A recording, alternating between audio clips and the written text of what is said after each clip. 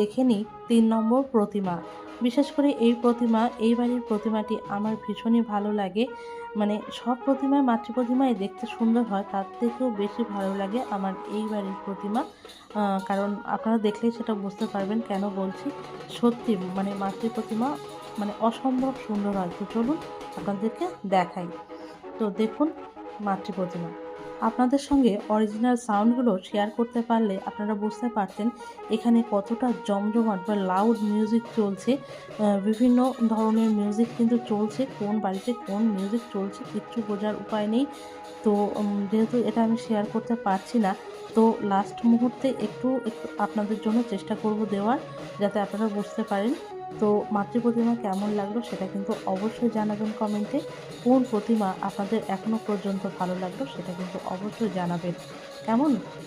প্রতিমা দর্শন করার পরে দেখুন আমরা কিন্তু বেরিয়ে পড়েছি পরের প্রতিমা দর্শনের জন্য। আর এখানে দেখতে পেলাম ছোট্ট একটি ফুলের দোকান। প্রতিটি ফুলই কিন্তু আমার বেশ ভালো লাগছিল।